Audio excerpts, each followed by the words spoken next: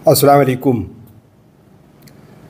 आइए व्यूअर्स, आज बात करते हैं यूनानी की एक और मुरक्कब दवा के बारे में, माजून प्याज।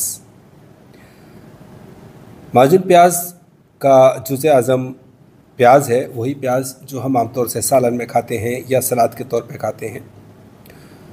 प्याज यूँ तो कई तरह से इस्तेमाल किया जाता है, अचार भी बनता है इसका, लेकिन जब हम इसको मुहर्रिक के बाह के तौर पे खाते हैं तो इसको या तो मफरत तौर पे खाते हैं या इसका अर्क निकाल कर खाते हैं या किसी तरह से कोई माजून या हलवे जैसी चीज़ बनाकर खाते हैं।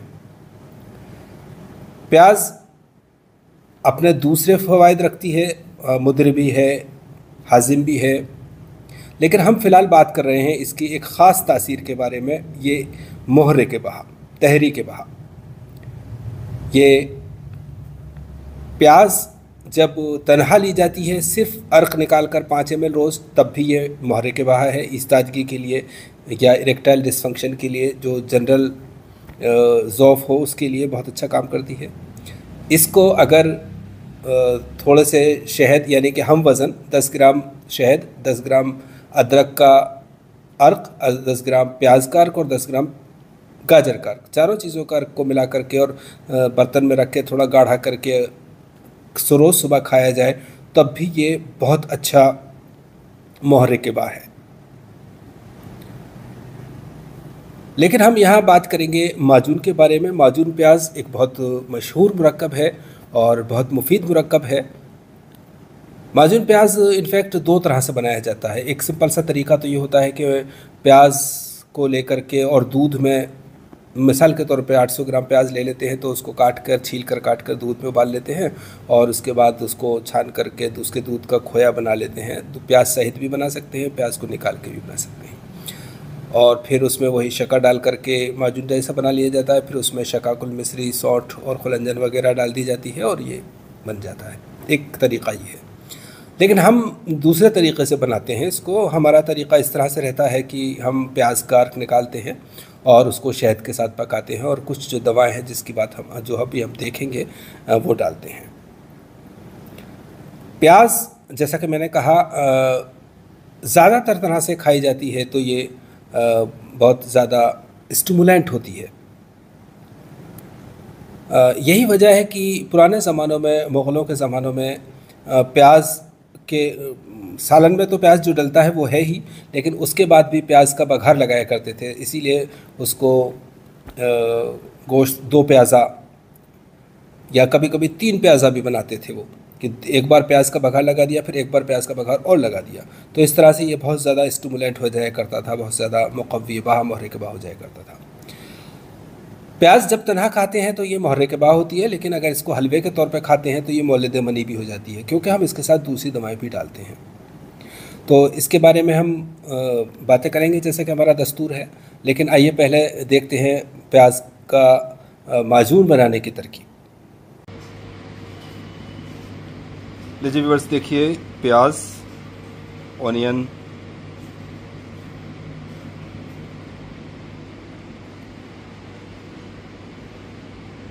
जूस निकालने के लिए इसको अच्छी तरह छील कर इसका अर्क निकाला जाएगा। और देखिए व्यूअर्स, ये मुफरदात, तुख्म प्याज, तौदरी लाल, तुख्म तुर्क, मूसली सफ़ेद, मूसली काली, गंदना, तुख्म गंदना, शकाकुल मिस्री, बहमन सफ़ेद, बहमन लाल, दाल मखाना, खुलंजन और सौंठ। इस तरह से ये मुकम्मल नुस्खा माजून प्याज। और व्यूअर्स, प्याज को छील करके पीसेस में काट लिया गया है, आप देख सकते हैं।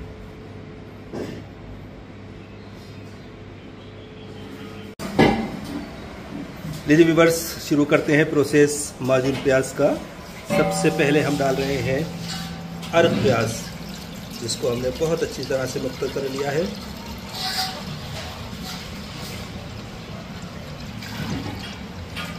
ये 1.5 लीटर। और अब ये शहद हनी डाला जा रहा है, आप देखिए।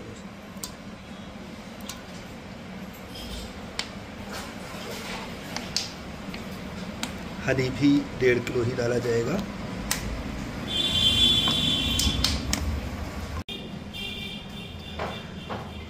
देखिए व्यूअर्स, ये माजून प्याज का कवाम तैयार है और इस तरह से हमने जो दवाएं ली थी, ये सब दवाएं 15-15 ग्राम थी, उनका पीस कर कपड़चन करके और इसमें डाल रहे हैं हम अब।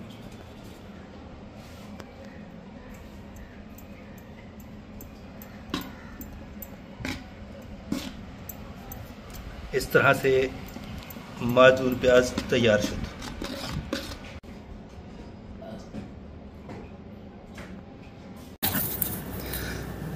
हेलो व्यूअर्स, तो अभी आपने देखा माजून प्याज बनाने की तरकीब। प्याज आप कितनी भी ले सकते हैं, उसमें जितना अर्क निकलता है उस अर्क के बराबर शहद लेना होता है। दोनों का कवाम बना करके जो दवाएं हमने बताई हैं, अगर 1 किलो अर्क है तो 1 किलो शहद और 10-10 ग्राम ये तमाम दवाएं पीस करके कपड़ छन करके बारीक करके डालनी होती है। इस तरह से माजून प्याज तैयार हो जाता है। माजून के प्याज की मकदार खुराक 5 ग्राम रोज़ खाई जा सकती है और दूध इसके साथ लिया जा सकता है। गर्मी के दिनों में सर्द मिजाज वाले तो खा सकते हैं, लेकिन गर्म मिजाज वाले सिर्फ सर्दी के दिनों में खाएं, ज़्यादा दिनों तक ना खाएं। चूँकि ये सर्दी के मिजाज वालों को बहुत अच्छी एफ्रोडिसियाक है, बहुत अच्छी मोहरे के बहा है और इसके साथ साथ इसको मनी की पैदावार बढ़ाने के लिए, मनी को गाढ़ा करने के लिए भी ये तमाम दवाएं इसमें डाली गई हैं। तो इस तरह से एक बड़ा अच्छा बैलेंस्ड नुस्खा है ये। प्याज हमने राजस्थानी सफ़ेद ली है, एक बहुत ज़्यादा सफ़ेद होती है, वो महाराष्ट्र की होती है, आप वो ले सकते हैं, लाल ले सकते हैं। प्याज कोई सी भी हो सकती है। जैसा कि हमने पहले भी कहा कि प्याज हर हाल में मोहरे के बहा है, तो इसको तन्हा भी यूज़ किया जा सकता है। फ़िलहाल हम इसकी एक थोड़ी सी लॉजिक को समझते हैं। देखिए, प्याज गर्म दवा है और ये अगर ज़्यादा होती है तो खून में एहतराक पैदा करती है। इसके साथ शहद भी है, खुलनजान है, सौंठ है। इस तरह की चीज़ें मिलकर के बहा को तो क़ुव्वत देती हैं, तहरीक देती हैं, लेकिन गर्मी पैदा करके कुछ लोगों में एहतराक बलगम हो सकता है, एहतराक दम हो सकता है। तो इसलिए एक दवा इनके साथ कोई ऐसी होनी, जैसे कि हमारे यहाँ यूनानी का एक फ़िलासफ़ी है नुस्खा तैयार करने की, कि एक कोई ना कोई मुस्लिह दवा होती है, कोई मुआविन दवा होती है। तो यहाँ पर भी एक ख़ास दवा शामिल की गई है जिसका कि लॉजिक आम तौर से नहीं समझ में आता है लोगों को। आप यूँ कह सकते हैं कि प्याज मोहरे के बहा है और ताल मखाना मुमसिक है, मुगल्लिज़ है, शकाकुल मिस्री मुगल्लिज़ है और तोदरी और बहमर सुर्ख सफ़ेद वगैरह वगैरह सब इस काम आती हैं, सबके फंक्शन। लेकिन यहाँ गंदना क्या कर रहा है? तुख्म पोगाट, तुख्म गंदना। तुख्म गंदना असल में अपने आप में, चूँकि प्याज की ही एक किस्म का बीज है ये, तो ये भी अपने आप में मोहरे के बहा है। लेकिन इसके साथ साथ असल में जब नुस्खा लिखते वक्त आपकी निगाह बहुत दूर तक जानी चाहिए और आपको मुफरदात की बहुत अच्छी स्टडी होनी चाहिए, नॉलेज होनी चाहिए, तब आप अच्छी तरह से दवाओं को सेलेक्ट करते हैं और एक परफेक्ट नुस्खा बना पाते हैं। तो यहाँ पर ये देखा गया कि कोई ऐसी दवा जो मोहरे के बहा भी हो, इन दवाओं की तहरीक को कम ना करे और जो इनसे साइड इफ़ेक्ट या नुकसान होने के चांसेस हैं कुछ % लोगों में, वो दूर हो जाए। क्योंकि कुछ % लोगों में मादे का एहतराक होकर के बवासीर बनने के चांसेस होते हैं, या कुछ लोगों को बवासीरी मादा पहले से होता है। तो इसमें हमने तुख्म गंदना जो डाला है वो इस मकसद से कि जो बवासीरी मादा है वो तहलील होकर के निकल जाएगा और इसको एहतराक का जो मादा मुहतरका जो है वो वहाँ जमा नहीं होगा, वहाँ नहीं रुकेगा और बवासीर नहीं बनेगी। इस तरह से इस नुस्खे में ये दवाएं शामिल की गई, रखी गई हैं। इसके अलावा एक नुस्खा और चलता है जिसको कि आप इस्तेमाल कर सकते हैं, चाहें तो माजून अगर ये नहीं बना पाएँ तो प्याज लें बड़ी वाली, बड़े बड़े साइज़ की, उनको छील करके 4-4 टुकड़े करें और पीछे से हर टुकड़े में सुराख कर लें। और जो ये दवाएं हमने बताई हैं, ये सारी दवाएं पीस करके बारीक करके और हर टुकड़े में थोड़ी थोड़ी 1-1, 2-2 ग्राम भर करके और एक बर्नी में शहद डालें। शहद में तमाम प्याज के टुकड़े डाल दें जितने भी हों, लेकिन कम से कम महीने 1.5 महीने खानी होती है, इसलिए इस तरह से करें कि 40 टुकड़े बन जाए। तो उसके अंदर वो डूबी रहें, 15 या 20 दिन तक इनको शहद के अंदर रहने दें। उसके बाद रोज़ सुबह एक प्याज का टुकड़ा नाश्ते में खा लिया करें, ब्रेड के साथ, रोटी के साथ, चावल के साथ, कैसे भी खा करके ऊपर से अपना नाश्ता कर लें। और ये भी बहुत अच्छा मोहरे के भाह है, बाह को तक़वियत देता है, इस्तादगी लाता है, पेनिस में सख्ती लाता है, मुबही है यूँ कहिए एक तरह से। तो इस तरह से भी आप इस्तेमाल कर सकते हैं।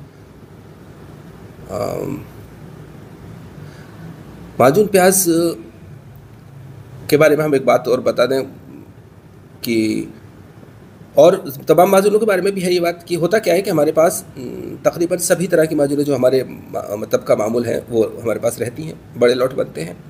लेकिन बहुत बार ऐसा होता है कि कोई रिक्वेस्ट बार बार आती है या हमें लगता है कि हाँ इस रिक्वेस्ट को रिप्लाई करना चाहिए, तो उसको हम वो ही माजून बहुत छोटे से लॉट की बना करके और प्रैक्टिकली दिखा देते हैं, ताकि हमारे जो अतिब्बा हजरात हैं उनको किसी भी दवा को प्रैक्टिकली बनाने का, समझने का मौका मिला और वो अपने मतब में इस्तेमाल कर सकें। इसी तरह से उसका एक एग्ज़ाम्पल ये माजून प्याज भी है। इसी तरह से हम कभी कोई शरबत होता है, कोई मुफर्रे होती है, कुछ भी होता है वो हम करते रहते हैं। तो इंशाल्लाह जल्दी ही दूसरी चीज़ें शेयर करेंगे। फ़िलहाल इतना ही। अल्लाह हाफ़िज़।